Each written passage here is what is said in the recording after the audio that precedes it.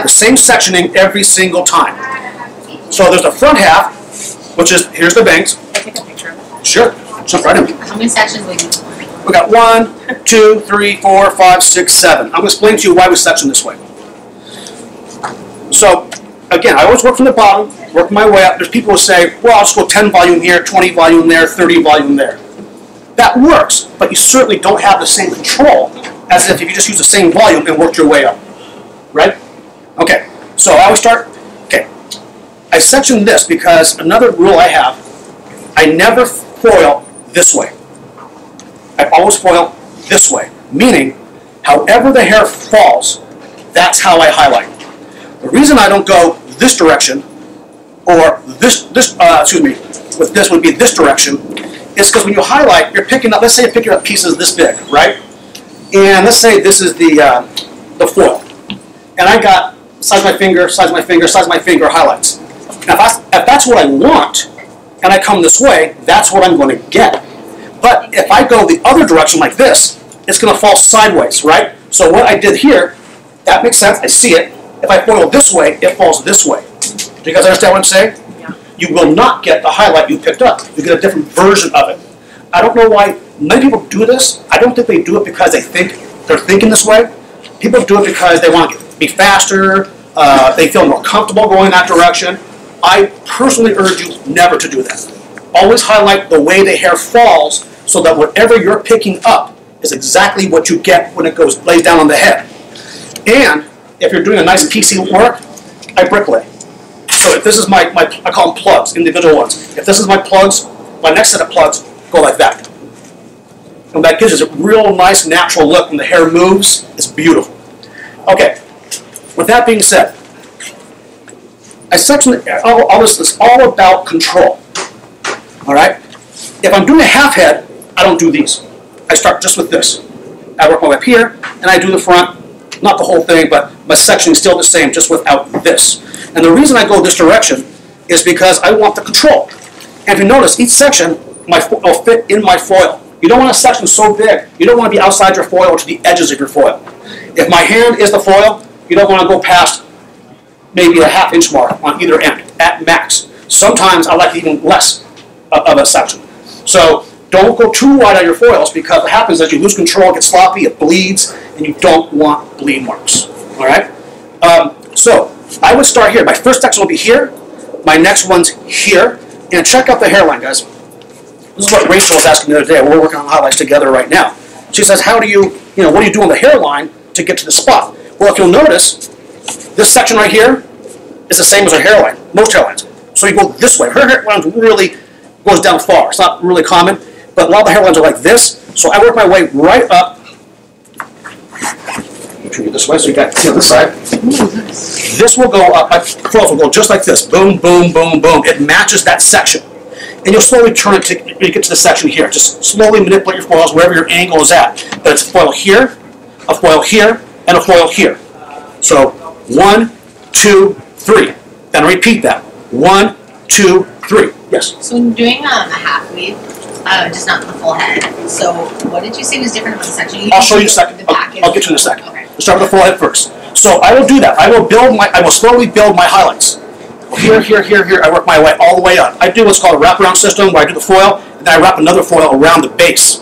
And the reason I do that is it locks the foil in, it keeps it from bleeding, and it helps lift it evenly too.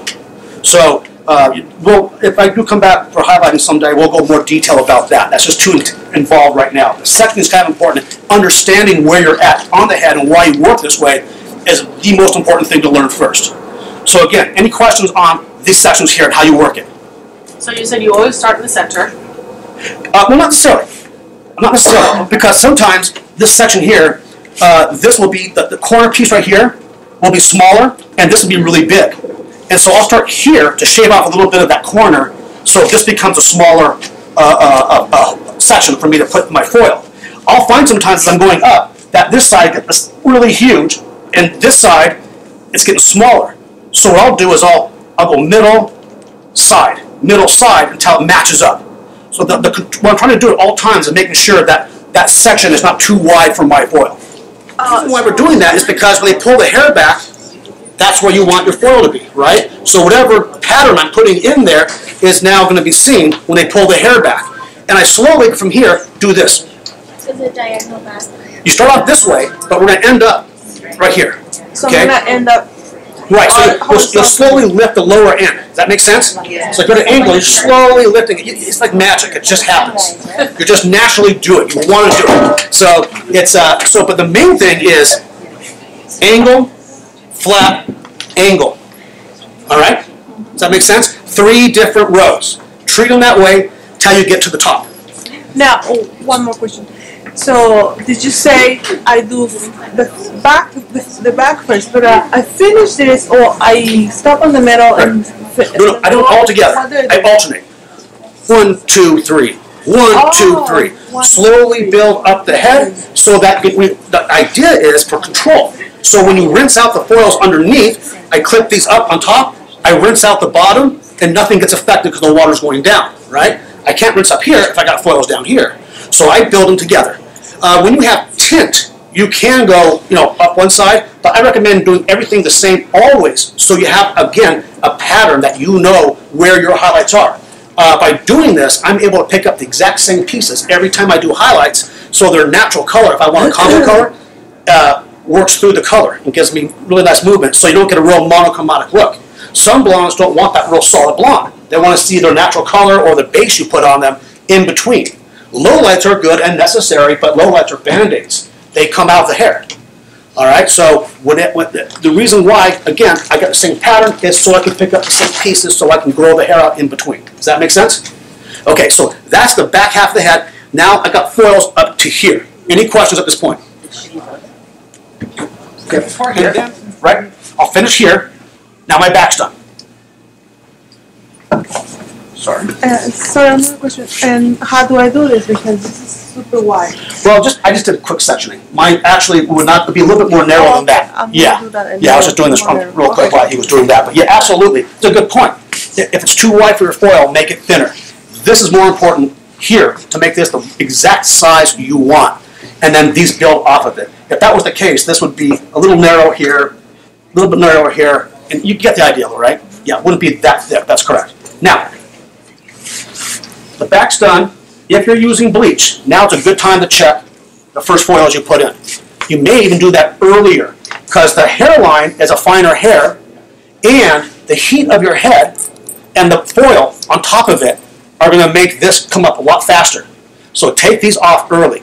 Again, I keep a wet towel, so wet that if I wring it a little bit, water comes out, but not dripping wet on my tray. And that's so if I take a foil off, I can really saturate it and take it off. Rachel asked me once, does that stop the action? Not 100%, but it slows it down so slow, you can continue to work. Okay, and then later, after when you shampoo it, then that completely stops the action. If you're nervous, put a little shampoo on there. Well, there's no bad ideas. But be careful with this. Again, you got to be thinking about the finished product. Remember, you got to have a destination. So many people let these get too white, and again, that goes in a ponytail. People see that. So I like, unless it's a real heavy blonde, I can take them off a little bit more golden, so it's got a little softer look. I like to go my lightest, most dense up front, and the tones shift to a little bit more golden as I go back, as a general rule. Not always, but that's kind of how I think about it. My accent pieces are up here, heavier highlights around the face. I'm going to show you a couple techniques that are kind of cool. So here's the back half of the head. Any questions? Okay, now, when I'm coming around the front,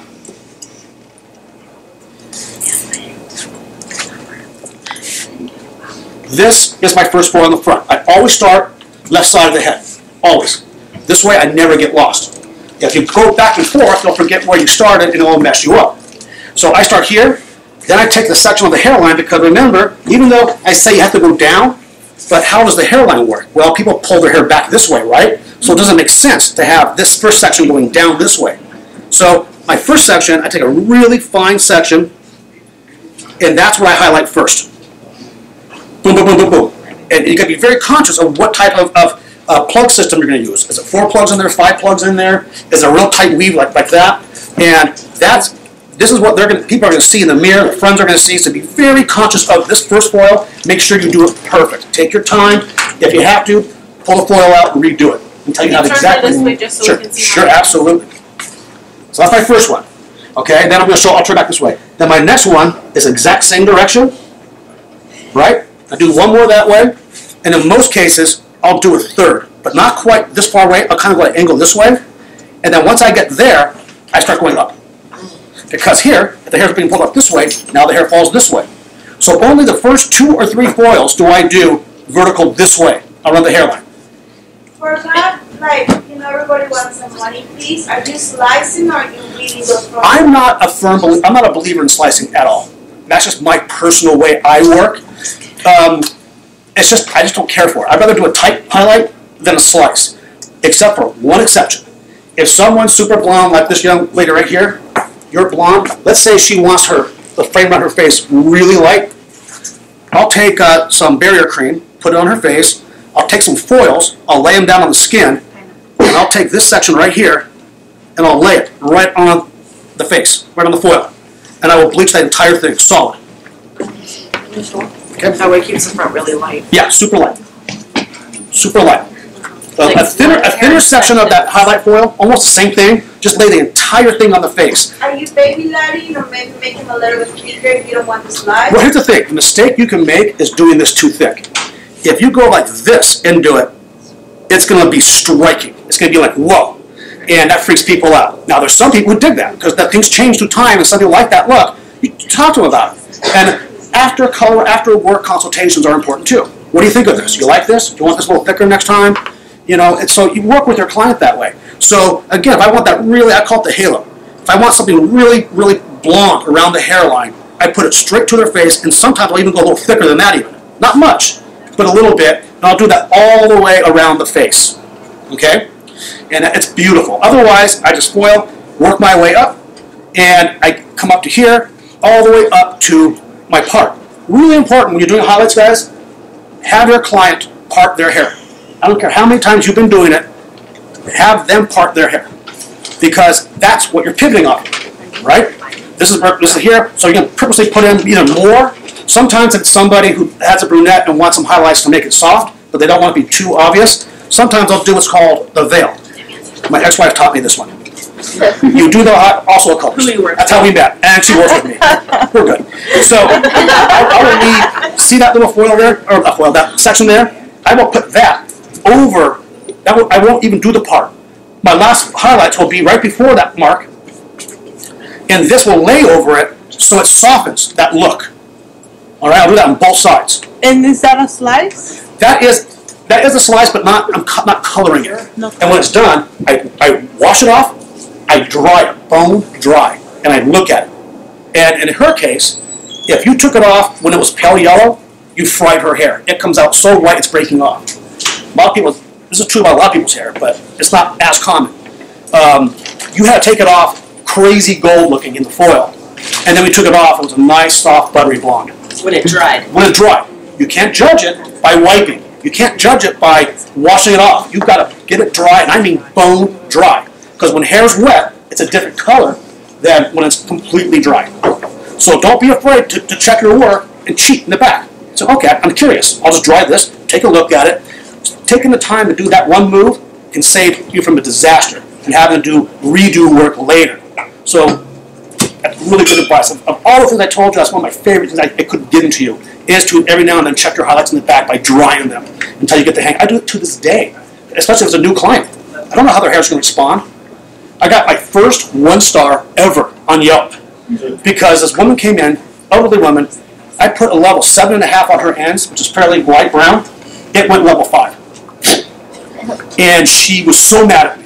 And I said, well, maybe you could have given me a little heads up. You know, you've been doing your hair for how long now? My first time doing you?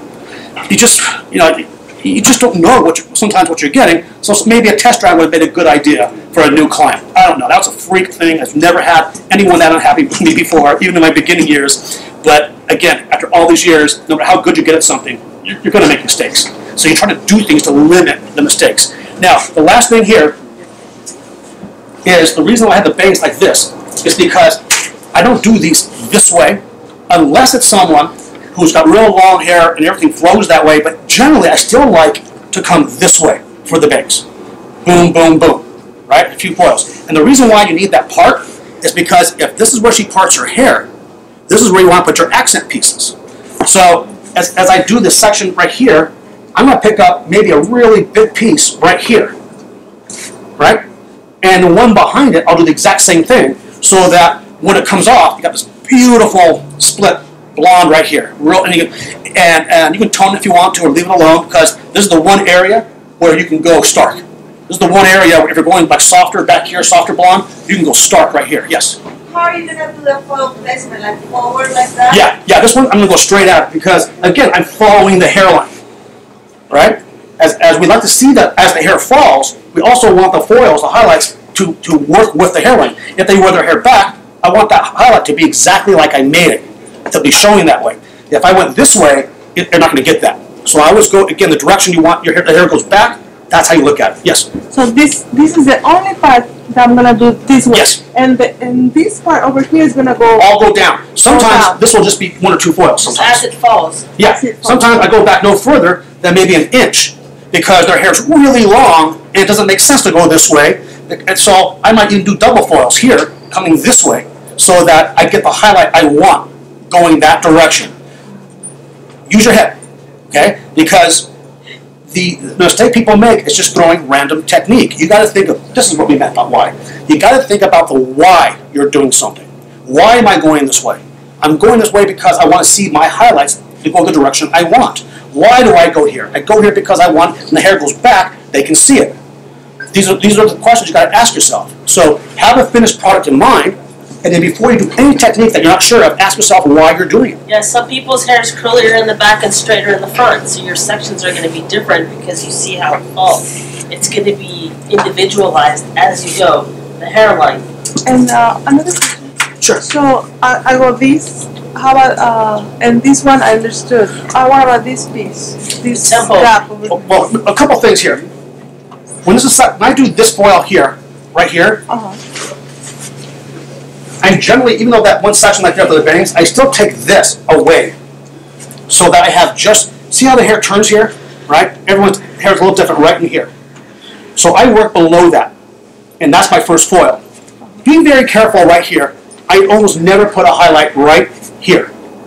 At the temple? At the temple, right there, right here, because it looks like a bleach mark. It's a lace flat, so be aware. There's times I do one processes where I do this one here, the same color I do the hairline. I come all the way back into this V. If her hair lays flat, be conscious of that. You do not want to put anything thick there or anything too dark there. Even your ash, that's back here. If this is real pronounced coming back, use that hairline color back in here as well. But as far as highlighting, now what I will do, because some people don't want to see something dark there, I will treat this separate. I'll cut my foil down to a little tiny mini foil, and I'll do a very light, wispy highlight in there, very, very feather soft, and I'll put that highlight in there. And that does, it just kind of lightens that up a little bit.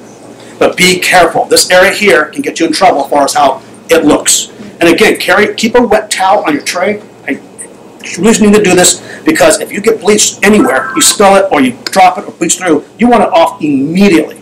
And just wiping it doesn't do it. It's got to be a really wet towel and really get that piece of bleach off. And if later you discover you did that and it's too late, go get some demi, put it on that spot. It's worth doing. Questions? All right, guys. That's what I have for you. Any questions now about the business in general? I have a couple of things.